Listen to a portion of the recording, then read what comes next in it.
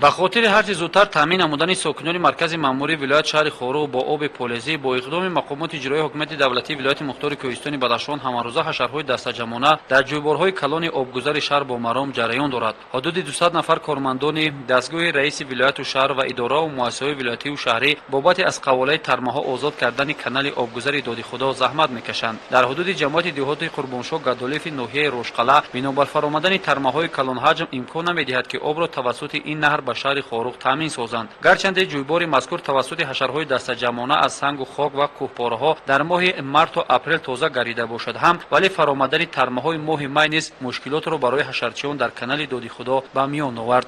توسط بیل و کلان تازه کردن قسمت این انشاءات که در بلندی 5-6 متر زیر ترمق قرار دارد کاری سهل و آسان نبوده. حشرچیان با نیروی جسمانی خود میکوشند که هر چه زودتر قسمت زیر برف مانده را پاک نموده آب را به شهر خاروق انتقال نمایند. در مرکز ولایت تنها دو جویبار کلان تیمور و داد خدا ارزی وجود دارد که باشندگان شهر توسط این جویبارها کشته‌ها و باغ و مزرعه‌های نزدیک حوالگی خود را شاداب مینمایند. در این تدبیر خیر رئیس ولایت مختار کوهستان بدخشان یادگار فیضов نیز شرکت نموده در قطار کارمندان ساختارهای مربوطه در تازه کردن کانال از خود سهم میگذاشت. رهبرت ولایت در برابر کارمندان اداره و مؤسسه‌های ولایتی ساکنان شهر را که در کارهای آبادانی سازندگی برای تامین کردن آب کشاورزی از خویش حصه گذاری نموده ایستادند اظهار سپاس نمود. تاکید شد که مردم نیز در ردیف کارمندان ولایتی و شهری با مسئولیت بلند باید در تازه کردن قسمت‌های زیر ترمه مانده کمک نمایند، زیرا جهد و تلاش‌های مقامات اجرایی حکومت دولتی ولایت مختار کوهستان بدخشان برای روانه شده است که در فرصت کوتاه‌ترین آب نهر داد خدا را جاری سازند تا مردم از آن زراعت‌های خود را شاداب سازند. مردم سربلند بام جهان نیز چون دیگر شهروندان تاجیکستان عزیز به استقبال جشن مقدس و معتبر سی بهار پرفیض و باقرار وطن همه‌جانبه آمادگی دیده این صحنه فرخنده را با دستاویز ارزنده در فضای صلح و ثبات و وحدت سرتاسری با عمل‌های نیک و سازنده خود تجلیل خواهند کرد. معاون رئیس ولایت مختار کوهستان بدخشان نظیر امیربگزاده در آغاز کل کارمندان ساحه علاقه تلویزیون و رادیوی ولایت مختار کوهستان بدخشان را به روز کسبیشان از نام رئیس ولایت مختار کوهستان بدخشان یادگار فیضов صمیمانه تبریک نمود. نخستین مرتبه آواز رادیوی تاجیک با آواز اینجا دوشنبه پایتخت جمهوری تاجیکستان تنین انداز گردید تا به امروز این دستگاه مقتدر اطلاعاتی موقع خود را در جامعه نگاه داشته ایستاده است. گفته شد که در دوران اتحاد شوروی نیز فعالیت رادیو خیلی نظررس بود و موضوعهای جالب و شنیدنی را پیشکش سامیان نمودند. رادیوی تاجیک در به هم آوردن مردم محفوظ نگاه داشتن یک پارچگی تاجیکستان نقش موثر دارد. برنامه خاک وطن رادیوی تاجیکستان در آن سالهای جنگ تحمیلی توانست که تاجیک و تاجیکستانی را به هم آورد. زیاده 600,000 نفر گریزه‌هایی که در خاک افغانستان در دوره جنگ تحمیلی قرار داشتند توسط برنامه به وطن به نزد خویش و پیوندان برگردانید. تاکید رفت که امروزها در جمهوری زیاده از 90 عدد رسانه‌های دولتی و جمعیتی در انعکاس حیات جامعه و سیاست دولت فعالیت پرثمر نشان داده ایستادند. رادیوی ولایت مختار کوهستان بدخشان نیز در طول فعالیت خود برنامه‌های جالبی را از حیات سیاسی، اقتصادی، اجتماعی و فرهنگی ولایت انعکاس و منظور سامیان می‌گرداند. محض کارمندان رادیو در برابر دیگر ساحه‌های اطلاعاتی سعی کوشش را به خاطر جدیدترین اطلاعات به مردم رسانیدن از وظیفه‌های اولین درجه فعالیت عنوان می‌نمودند. معاون رئیس ولایت بابت فعالیت کارخانه واحد دولتی پشت تاجیک نیز یادآوری نموده قید داشت که محض رسالت پشت تاجیک نیز به آبونشوی بر رسانه‌های دوری فعالیت نظررس نشان داده سهم خویش را در پیشبرد سیاست دولت و حکومت بر راه مانده است. سردار اداره تلویزیون و رادیوی ولایت مختار کوهستان بدخشان در نوبت خود کل همکسبان را به روز تأسیسیابی رادیو تاجیک تهنیت گفته ابراز نمود که گرچند صف کارمندان ایجادی و تکنیکی تلویزیون ولایت را جوانان تشکیل میداده باشد هم خوشبختانه در ترغیب و تشویق سیاست دولت و حکومت سهم باریز گذاشته ایستادند. برای فعالیت پرثمر نشان دادن در حیات سیاسی و اقتصادی، اجتماعی و فرهنگی ولایت، اشتراک فعالانه در چاره‌بینی‌ها و مسئولیت بلند نشان دادن در جاده کسبی و برخی از کارمندان تلویزیون و رادیوی ولایت، افتخارنامه رئیس ولایت و افتخارنامه سردار اداره تلویزیون و رادیوی ولایت مختار کوهستان بدخشان، اینچنین مرکز تکنیکی و کارخانه واحد دولتی پشت تاجیک در وضعیت تنتنوی با افتخارنامه قدردانی گردیدند. دستور و سپارش‌های پیشوای معظم ملت پرزیدنت جمهوری تاجیکستان محترم امامعلی رحمان در دایره تجلیل سزاوار از 30مین سالگرد جشن استقلالیت دولتی جمهوری تاجیکستان در محله‌های شهر خاروق برای رشد ساحه ورزش، جلب جوانان شهر خاروق به طرز حیات سالم و سالمگردانی ساحه، ساختمان میدانچه‌های ورزشی معاصر آغاز گردیده قسمت زیادی آنها مورد بهره برداری قرار داده شدند. در حاشیه نقشه حکومت مرکزی باید در محله‌های نیوادک، محله طبابتخانه، کوچه والدوش گل محمد و دشت بولو باز 4 میدانچه نوی ورزشی بنیاد خواهند گردید. رئیس شهر خاروق میرزان‌آباد علیشیر خدابردی با مقصد معین نمودن مکان بنیاد باز 4 میدانچه ورزشی در حدود شهر از محله‌های نوادک، کوچه والدوش گل محمد، دشت بولو و محله طبابتخانه دیدن نمود. اطلاع داده شد که مبلغ اساسی بنیاد میدانچه‌های ورزشی در شهر خاروق دیرکسیای ساختمان انشاءات‌های حکومتی دستگاه اجرایی پرزیدنت جمهوری تاجیکستان میباشد. رئیس شهر خاروق میرزان‌آباد علیشیر خدابردی ابراز نمود که این میدانچه‌ها تحفه ارزشمند پیشوای ملت پرزیدنت جمهوری تاجیکستان محترم امامعلی رحمان به جوانان شهر خاروق میباشد. گفته شد که میدانچه‌های ورزشی باید در عرفه 30 سالگی استقلالیت دولتی جمهوری تاجیکستان مورد بهره برداری قرار داده شوند. باید گفت که عین زمان در حدود شهر خاروق برای رشد ساحه ورزش و جلب جوانان به طرز حیات سالم بیش از 5 میدانچه ورزشی برای جوانان خوش‌طالع از جانب رئیس شهر دوشنبه پرزیدنت فدراسیون فوتبال تاجیکستان محترم رستم امامعلی ساخته مورد بهره برداری قرار داده شدند. بنیاد باز 4 میدانچه نوی زمانوی در محله‌های جماعت شهرک اسماعیل سامانی و شیرینشاه شاه تیمور شهر خاروق اقدام نیک در سمت پیشبرد طرز حیات سالم و رشد ساحه ورزش در مقیاس شهر خاروق معنی داد کرده می شود. زیرا جوانان سازنده محله‌های نام برده سالیان دراز به چنین میدانچه‌های ورزشی حاضر زمان احتیاج کلان داشتند.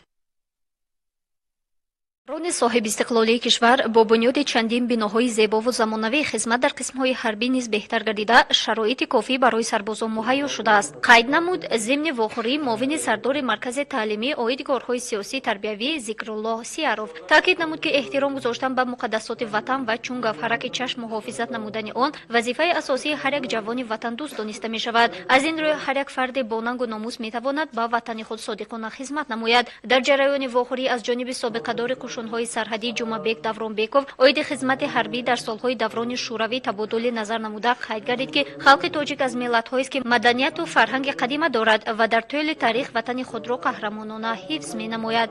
من محمد از بدخشان در مرکز تعلیمی 0438 ادامه داده هستم و گفتنی هستم که خدمت به وطن قرض هر یک شهروند جمهوری تاجیکستان است. ما جوانان نه بلکه خدمت به وطن حتی جان خود را برای وطن دریغ نمی‌داریم. تاجیکستان زنده ام با بوی تو کور و باد و چشم بد بر سوی تو رنگ زرد و گل زرد جاویدان از روی تو.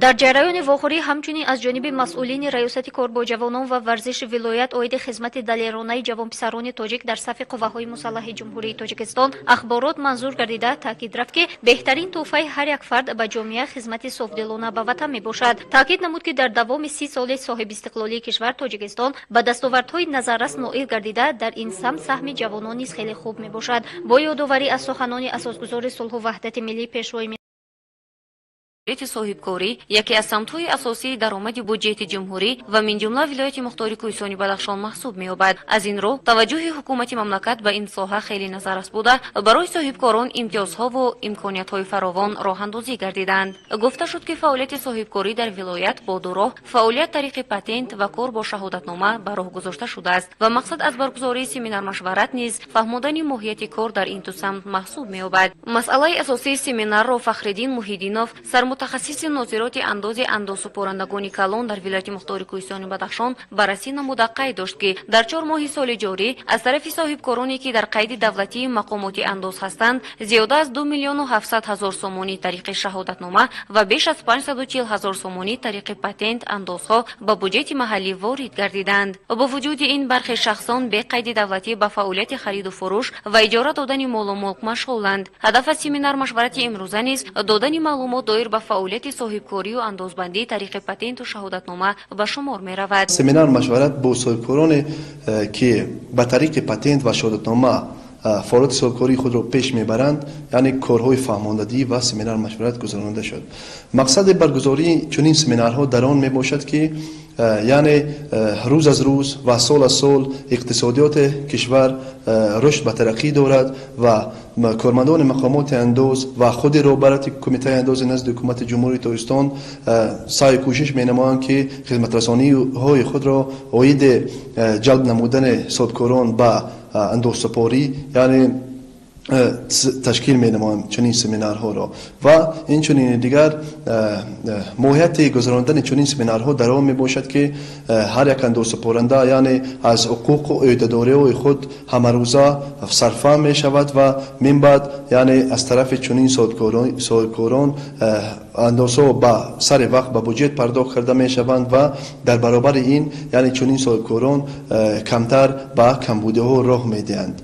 گفته شد که صاحبکاران طریق پتنت فعالیت داشته از روی دو نمود انداز از درآمد و انداز اجتماعی را پرداخت می نمایند و مبلغ انداز معین بوده برای یک سال استوار می باشد. بابت کار طریق شهادتنامه قید گردید که دایره این نمود فعالیت وسیع‌تر بوده، شخص طریق شهادتنامه فعالیت کننده می تواند کارمندی کرایه گیرد و فعالیتش را پیش برد. در فرجام اشتراکداران برای برگزاری چنین سمینار مشورت منتداری بیان نموده دایر به موضوعهای گوناگون فعالیت صاحبکاری به سوالهای خود جوابهای مشخص گرفتند. مسئولین پیشنهاد نمودند که چنین سمینار مشورت‌ها را من بعد ماهی یک مرتبه برگزار خواهند نمود. در پیام پرزیدنت مملکت به مجلس عالی قید کرده شد که حکومت مملکت باید در تطبیق عهدهداری‌های تاجیکستان در چهارچوبه سازمان‌های بین المللی و منطقوی و جلب بهتری این سازمان‌ها به اجرای برنامه‌ها و لایحه‌های مهم کشور از جمله استراتژی ملی رشد برای دوره تا سال 2030 چاره‌های ضروری را راه‌اندازی نماید. عین زمان در روند رساندن کمک بیرونه به تاجیکستان بیش از 80 همکاران رشد از جمله کشورهای دانور و تشکیلات‌های بین المللی بسیار جانبه و غیر حکومتی اشتراک دارند. یکی از اهداف و وظیفه‌های اولین درجه حکومت کشور این تامین امنیت آذوقه‌واری میباشد و در این زمینه لایحه شکوفایی تاجیکستان از سال 2019 فعالیت کرده ایستاده است. مقصد این لایحه با فعالیت دستجمعانه پست کردن خراجات و زیاد نمودن منفعت دهقانان و کشاورزان میباشد. در دایره لایحه مذکور با شریکی نو تحول پذیر در آسیا و افریقا و همزمان دستگیری برنامه جانبداری انکشاف مناطق کوهستانی بنیاد آقاخان در تامین امنیت آذوقه‌واری به ناحیه روشن و ناحیه شغنان 15 تن کارتوشکای خوشصفت نو بیگروز دسترس گردید. در سال 2021 برنامه جانبداری انکشاف اجتماعی مناطق کوهستان بدخشان تصمیم گرفت که برای دسترسی برای مردم کوهستان همچون تخمی کارتوشکا دسترس کند. 15 تن تخمی کارتوشکا نو بیگروز از طرف دولت آلمان دسترس کرده شد که این کارتوشکا در خول حوزه نویه بندی شده است در مناطق کوهستان بدخشان. برای گرفتن حاصل خوبم از این کارتوشکا ممکن است. امروز در جمع دیوت باروشون ده باروشون ما قرار داریم. در همینجا فوند گردشی مواد کشاورزی تشکیل شده است. این تخمی با این مردم دسترس شد. در همه فوندهای گردشی نوع روشون این تخمی دسترس کرده می شود. تخمی کارتوشکا به خواجگیداران دهه باروشون تقسیم شده. دهقانان می توانند از این تخمی خوشصفت کارتوشکا ثمرناک استفاده برند و برای فوند گردشی دهه ذخیره با اعتماد تخمی را گذارند. با همه اساسیاسیون خواجگی‌های دهقانی باروشون یک تخمی اعلی صفت از آلمان خریده آوردند. برای تامین نمودن همه اعضاءان خواجگی دهقانی ما باید از تخم‌های اعلی صفت استفاده بریم، چون که در همه خواجگی‌های دهقانی ناحیه روشن قریب همه تخم‌ها 5-10 سال وقتشان گذشته بود. لیکن ما هم سال می‌خواهیم که از هر یک کیلوگرم گرفتگی تخمی با 2 کیلوگرم در تیرمو تخمی برای همه خواجگی‌های ناحیه تیار میکنیم. یکی از جزئیات اساسی هماهنگسازی روند جلب کشت و کار و تامین امنیت آذوقه‌واری این استفاده کمک داخلی و بیرونه و فعالیت همکارانی رشد میباشد. خواجگیداران نیت دارند که این اقدام را ثمرناک استفاده برده بابت عاقلانه استفاده بردن هر یک وجه زمین و دسترسی به آن از جانب مقامات اجرایی حاکمیت دولتی ولایت و شریکان رشد دستگیری خواهند یافت. در پیام نوبتی اساسگزار صلح و وحدت ملی پیشوای ملت پرزیدنت جمهوری تاجیکستان محترم امامعلی رحمان به مجلس عالی جمهوری تاجیکستان در خصوص دانش اندوزی از خود نمودن زبانهای خارجی از جمله روسی و انگلیسی به وزارت معارف و علم مملکت دستور داده شد. در حاشیه این دستور آموزگاران مؤسسه تعلیمی رقم 8 به نام سیف‌الله عبدالله شهر خروخ درس کشاد را برای خوانندگان تشکیل نمودند که در آن آموزگاران تمام نزاکی‌های آن را به خوانندگان فهماندند. در اینجا قبلا نیز به آموزش забонҳои хориҷӣ таваҷҷӯҳ зоҳир карда мешуд, вале имрӯзҳо нисбати ин иқдом диди дигаре роиҷ гардид. хонандагон дар даст бо забони англисӣ ҳарф зада ба саволҳои муаллима ҷавоб доданд. ҳадаф асосии баргузор намудани дарс ҷалб намудани хонандагон ба омӯзиши забони англисӣ ва тарбия намудани онҳо бо роҳи руст ва забондонии онҳо мусоидат мегардад. омӯзгорон саъю талош бар он доранд ки бо хонандагон бештар бо забони англисӣ муошират намоянд, то ки онҳо бо ин забони пешрафти дунё сухан намоянду ҷаҳондонии онҳо васеъ гардад. ҳамасола дар паёми худ сарвари давлат оиди баланд бардоштани сатҳи дониш дар муассисаҳои таълимӣ суханрониҳо мекунад. мо омӯзгорон аз паёми сарвари давлат илҳом гирифта кӯшиш мекунем то дарсҳоро бо усулҳои гуногун замонавӣ гузаронда сатҳи дониши хонандагонро баланд бардорем. омӯзгорон бо забони англисӣ муҳтавои асарҳои шоирони классику муосири тоҷик ва адибони англисро ба хонандагон нақл намуданд. аз гуфтаи омӯзгорон ҳарчанд китобҳои зиёдро мутоила намоянд, забондонии хонандагон ҳамон қадар васеъ мегардад ва ба ҳамин васила онҳо дар зиндагии минбаъда роҳи дурусти худро пайдо менамоянд. забони англисӣ дар замони пешрафти илму техника тақозои давру замон мебошад. барои қулай беҳтар ва шавқовар омӯхтани забони англисӣ изи бук барои кӯдакон бозии изи картсро роҳандозӣ намудааст, ки тавассути он насли навраз имконият доранд ки калимаҳои асосии забони англисиро аз худ намоянд. омӯзиши забони англисӣ аз рӯи изи бук ба таври бозӣ сурат гирифта, насли навраз дар муддати кӯтоҳ бо ёрии 444 дона кортҳо калимаҳои забони англисӣ русӣ ва забони тоҷикиро аз худ менамоянд. тибқи иттилои муаллифон ҳамаи кортҳо дар ин бозӣ аз 1 то 444 ба таври шифоӣ рақамгузорӣ карда шудаанд, ки кӯдакон ин рақамҳоро ба зудӣ аз худ менамоянд. дар паси ҳар як корт машқҳо бо забони тоҷикӣ ва русӣ мавҷуд аст, ки ҳадафи он кӯмак намудан ва омӯхтани ду забон мебошад. дар давлатҳои пешрафта омӯзиши забонҳои хориҷӣ бо ҳамин тарзи бозӣ мегузарад, ки аз синни 5 солагӣ онҳо аллакай бо якчанд забон метавонанд ҳарф зананд.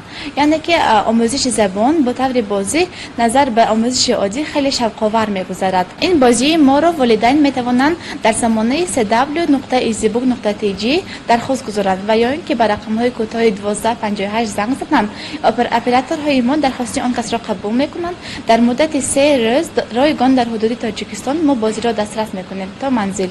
амина ва нигина хонандагони синфи якум ва дуюм мебошанд. муддати 1 моҳ аст ки аз кортҳои изи бук истифода мебаранд ва дар ин муддат онҳо дар бораи оила, хона, хӯрок, табиат, растанӣ, ҳайвонот, либос, мактаб, шаҳр, рангҳо, саломатӣ, рақамҳо, касб калимаҳоро бо забони англисӣ аз худ намуданд.